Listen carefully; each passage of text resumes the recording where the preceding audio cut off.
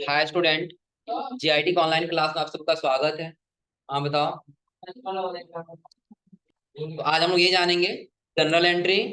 General entry देखिए क्या है, क्योंकि हमने आपको ये पिछली क्लास में बताया भी था। ये भी एक बार रिपीट कर देना, समझ लीजिए। जैसे यहाँ पे कह रहा है अकाउंटिंग सिस्टम में किसी भी ट्रांजेक्शन को एनालाइज करके सबसे पहले जनरल बुक में रिकॉर्ड करते हैं। कि पहले उस ट्रांजेक्शन को हम लोग क्या करते हैं, समझते हैं, और समझने के बाद हम कहाँ रिकॉर्ड करते हैं उसको, जनरल बुक में। और कह रहा है जिसे बुक्स ऑफ ओरिजिनल एंट्री भी कहते हैं। यानी कि जहां हम पहली बार सबसे पहले एंट्री करते हैं ना, उससे बुक्स ऑफ ओरिजिनल एंट्री भी कहा जाता है। और आगे कह रहा है जनरल बुक, जनरल एक डे बुक की तरह होता है जहां ट्रांजेक्शन को डेली रिकॉर्ड किया जाता है।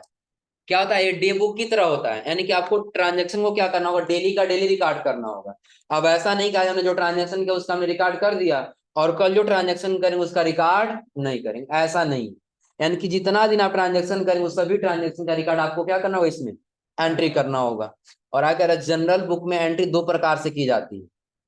कितने प्रकार से, दो प्रकार से। पहला हो जाएगा सिंपल जनरल एंट्री और दूसरा हो जाएगा कंपाउंड जनरल। तो दोनों में अंतर क्या है।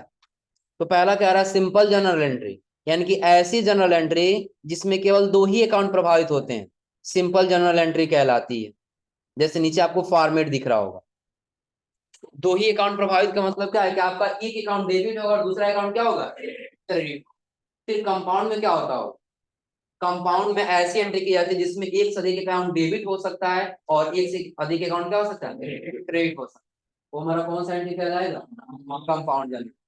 फिलहाल यहाँ पे एक फॉर्मेट देख लीजिए, यहाँ पे कह रहा है डेट हो जाएगा पार्टिकुलर। जैसे यदि आप कैपिटल ले रहे हैं, यहाँ पे लिए कैश, और कैश पास क्या ले ली, कैपिटल। तो आपका एक अकाउंट क्या हो रहा है, डेबिट, और दूसरा अकाउंट क्या हो रहा है, कैश हमारे बिजनेस में आएगा तो क्या होगा, डेबिट। तो जितना अमाउंट होगा, जो 10,000 लगा तो डेबिट में हम भर देंगे कितना, 10। और कैपिटल फिर दे रहा है कितना, क्रेडिट, कितना हो जाएगा, 10। जिसका एक फॉर्मेट आपको नीचे दिख रहा है। मात्र दो ही अकाउंट प्रोवाइड हो रहा है ना, एक डेबिट का और दूसरा किसका, क्रेडिट। लेकिन जब हम कंपाउंड में जाएंगे ना, तो एक से अधिक अकाउंट डेबिट होगा। क्या कि जब हम पैसा दे रहे हैं तो पाने वाला जो हो गया वो भी डेबिट हो गया।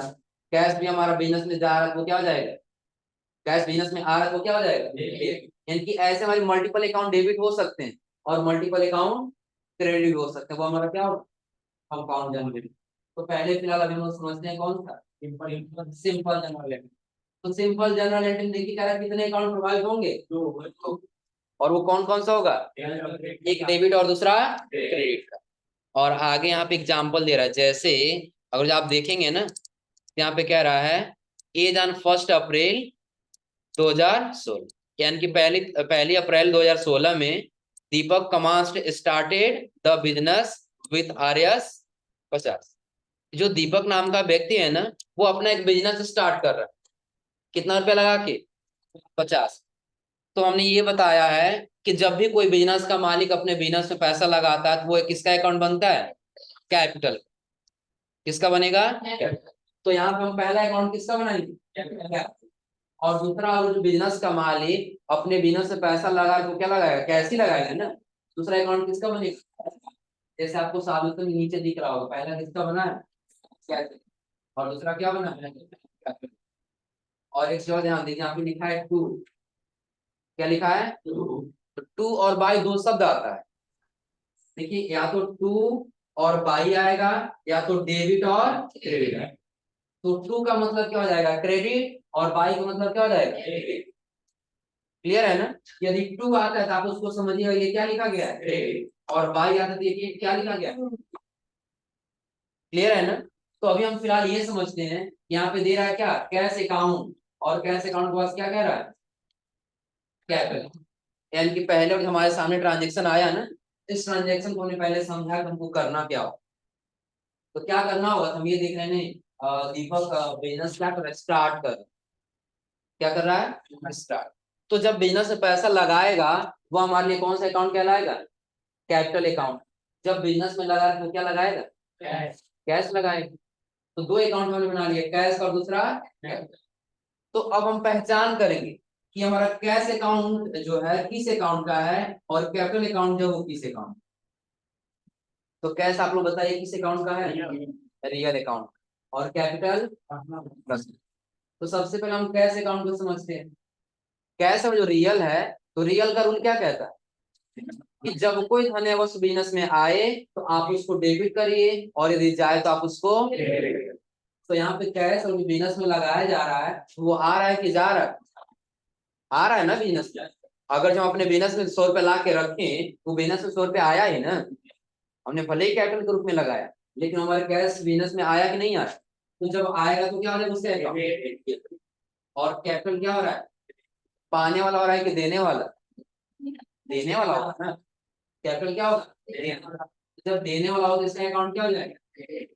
कितना अमाउंट दे रहा है? 50 हो जाएगा डेबिट, फिर 50,000 क्या हो जाएगा? क्लियर सबको? पहला कोई दिक्कत इसमें? फिर उसी प्रकार दूसरा समझिए, कह रहा है Deepak bought furniture for his business by paying cashiers fees. जो दीपक है ना, अपने बिजनेस के लिए फर्नीचर खरीद रहा है। क्या खरीद रहा है? कह रहा है दीपक बॉट फर्नीचर, यानी कि दीपक ने अपने बिजनेस के लिए फर्नीचर खरीदा। फॉर हिज बिजनेस, अपने बिजनेस के लिए। बाय किसके द्वारा? पेइंग कैश, यानी कि उसने पेमेंट किया किसके माध्यम से? कैश। कितना रुपया? 20,00,000। तो पहले हम पहचानेंगे कि इसमें कौन कौन सा अकाउंट बनेगा। अकाउंट पहचानिए कौन कौन सा बन रहा है। तो पहला बन जाएगा किसका? फर्नीचर का, और दूसरा बन जाएगा। क्लियर है ना? तो पहला हमने बना लिया किसका? फर्नीचर अकाउंट, और दूसरा हमने बना लिया हमने। दिख रहा सबको ना? अब देखिए फर्नीचर अकाउंट को हम क्या करेंगे, डेबिट करेंगे क्रेडिट? पहले दोनों पहचाने किस अकाउंट का है। तो दोनों ही रियल अकाउंट का। दोनों ही किस अकाउंट का है? तो देख रहे हैं, तो ये फर्नीचर हमारे बिजनेस में आ रहा है। फर्नीचर खरीद रहे हैं तो क्या हो रहा है? आ रहा है। जब कोई धन या वस्तु बिजनेस में आएगा तो क्या करेंगे उसकी। और कैश हमारे बिजनेस से क्या हो रहा है? तो जाएगा क्या हो जाएगा? क्लियर सबको ना? कोई दिक्कत इसमें? यानी कि पहले हम यही पहचान देंगे कि किस अकाउंट का है। हम ये पहचान कि नहीं, ये दोनों किस अकाउंट का है? रियल। और रियल का रूल यही है कि जब धन या वस्तु बिजनेस में आएगा तो आप उसको डेबिट क्या करिएगा? डेबिट। और जायज क्या करिएगा? ये देख रहे हैं कि फर्नीचर खरीदने गए थे, तो फर्नीचर खरीद कर हम अपने बिजनेस में लेके आए, और कैश अपने बिजनेस से क्या कर दिया? उसको दे। तो कैश हमारे बिजनेस से गया तो हमने क्या कर दिया? दे। और फर्नीचर लाया तो उसने क्या कर दिया? फिर अगला, purchase goods from Pradeep on credit for RS. अब देखिए यहाँ पे एक चीज समझ लीजिएगा, जहां पे परचेज गुड्स दिया है वहां पर हम कौन सा अकाउंट लेंगे? परचेज। अगर यही कह देता परचेज गुड्स के बजाय कह देता परचेज एक कंप्यूटर, तो हम परचेज नहीं लेते बल्कि क्या लेते? यानी कि जब किसी गुड्स का नाम दिया होगा तो हम उस गुड्स का नाम लेंगे, और उस गुड्स का नाम नहीं दिया है हम क्या लेंगे? परचेज। दूसरी चीज कि अगर जो यहाँ पे कैश या बैंक दिया है तो आप कैश या बैंक का नाम लेंगे, लेकिन अगर जो कैश या बैंक नहीं दिया है, क्या कह रहा है? क्रेडिट, तो आप उस व्यक्ति का नाम लेंगे जिससे आप खरीद रहे हो। आ रहा समझे ना? जैसे बिल्कुल छोटा एग्जांपल समझिएगा, अभी अगर हम किसी दुकान पे जाए कोई सामान खरीदने के लिए, और हम वहाँ पे कैश दे देंगे तो हमारा नाम नहीं, चाहे हम पेमेंट ऑनलाइन कर दें और चाहे हम कैश, हमारा नाम नहीं। लेकिन वही हम ये कहें नहीं आप हमको दे दीजिए, हम आपको 2 दिन या 4 दिन बाद पैसा क्या कर लेंगे? वापस कर। वो पहले नाम डिटेल सारा पूछेगा, नोट कराएगा कि हाँ बताइए आप कहाँ के रहने वाले हैं, क्या डिटेल है आपका, तब तो वो आपको सामान देगा ना। आ रहा है समझे ना? तो पहले अगर जो क्रेडिट बेस हो तो हम क्या करें? उस व्यक्ति का नाम दें। लेकिन अगर तो यही क्रेडिट को हटा के कह दिया होता क्या? कैश, तो क्या हम इनका नाम लेने जाते? सिर्फ हमको क्या लेना होगा? पहले हम यहाँ पे देखिए कौन कौन सा अकाउंट बनेगा। हमारा कौन कौन सा अकाउंट बन रहा है? पहला परचेज का, दूसरा। तो पहला हमने बना लिया फिर किसका? परचेज। दूसरा प्रदीप। अब आप बताइएगा कौन सा अकाउंट डेबिट और कौन सा अकाउंट क्रेडिट? परचेज किस अकाउंट का है? नॉमिनल। जब परचेज करेंगे तो क्या होगा? इनकम होगा कि एक्सपेंस होगा? एक्सपेंस होगा। हमने ये बताया था जब हम परचेज करते हैं ना, तो वहां पे हमारा पैसा क्या होता है? हमारे बिजनेस से जाता है, तो जब जाएगा तो क्या हो जाएगा? एक्सपेंस हो। और एक्सपेंस यानी कि नॉमिनल अकाउंट का रूल ये कहता है कि ऑल एक्सपेंस इज डेबिट और ऑल इनकम इज क्रेडिट। कि अगर जितने भी एक्सपेंस है आप उसको क्या करिए? डेबिट। फिर ये प्रदीप अकाउंट किस अकाउंट का है? पर्सनल का है। और पर्सनल का रूल क्या कहता है कि देने वाले को क्रेडिट करिए और पाने वाले को डेबिट। तो ये अभी वस्तु को दे रहा है ना, वस्तु क्या कर रहा है? दे रहा है। देने वाला नहीं हमारा क्या हो जाएगा। क्लियर है सबको। यानी कि जो परचेज हमने किया, तो परचेज हमने किया तो एक प्रकार का हमारा एक्सपेंस हुआ। एक्सपेंस हुआ तो हमने क्या कर दिया, और हमने प्रदीप का अकाउंट जब लिया, प्रदीप जब देने वाला दिए किससे, पर्सनल अकाउंट का है, तो पर्सनल अकाउंट का रूल ये कहता है कि अगर जो पाने वाला है तो आप उसको डेबिट करिए, और देने वाला तो आप उसको क्या करिए। हम ये देखा ये प्रदीप फिलहाल क्या हो रहा है, देने वाला, इसलिए हमने इसको क्या कर दिया, हो जाएगा। फिर अगला देखिए, अगला कह रहा है sold goods to Maruti traders on credit of RS 50, कि अब आप क्या कर रहे हैं कि गुड्स सेल कर रहे हैं किससे, मारुति ट्रेडर्स से ऑन क्रेडिट।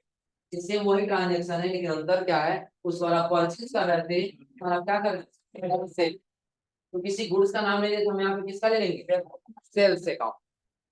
कौन सा लेंगे, अगर यही कह दिया होता है यहाँ पे परचेज ये फर्नीचर, हम यहाँ पे कौन सा अकाउंट लेते, फर्नीचर। लेकिन फर्नीचर के बजाय क्या दिया है, यानी कुछ किसी गुड्स का नाम नहीं दिया बल्कि दिया है गुड्स। हम पहला ले लेंगे क्या, सेल्स। पहला क्या ले लेंगे, सेल्स अकाउंट। सेल्स अकाउंट वहां से कह रहा है कि अगर तू कैश या बैंक देता, हम यहाँ पे कैश देता तो कैश, और बैंक देता तो, लेकिन ये दोनों में से कोई नहीं दिया। कह रहा क्या कर रहे हैं आप, क्रेडिट। हमको क्रेडिट नहीं लिखना है, बल्कि उस व्यक्ति का नाम लिखना है जिससे हम क्या कर रहे हैं, जिसको बेच रहे हैं। सेल्स का मतलब क्या होता है, और परचेज का मतलब होता है। हम यहाँ पे क्या कर रहे हैं, मारुति ट्रेडर्स क्या कर रहे हैं, बेच रहे हैं। हम यहाँ पे लेंगे मारुति ट्रेडर्स। अब मारुति ट्रेडर्स में आप लोग बताइए कौन डेबिट होगा और कौन क्रेडिट होगा। पहले ये समझिए, सेल्स अकाउंट किस अकाउंट का है, जब सेल करेंगे तो इनकम होगा कि एक्सपेंस होगा, इनकम होगा ना। जब सेल करेंगे तो हमको कुछ पैसा देगा, हमारे बिजनेस में क्या होगा, इनकम माना जाएगा। तो इनकम होगा तो क्या होगा, और मारुति ट्रेडर्स एक व्यक्ति का नाम है ना, तो मारुति मारुति ट्रेडर्स किसमें आ जाएगा, पर्सनल में।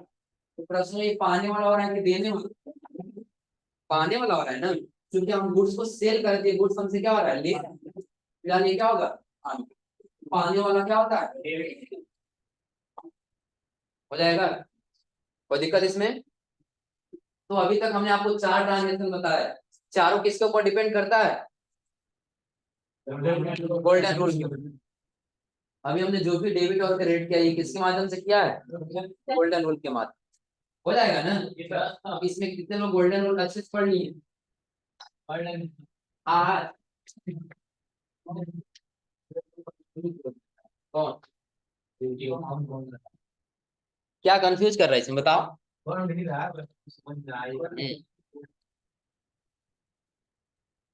यहाँ तो सब लोग कर ले जाएंगे ना।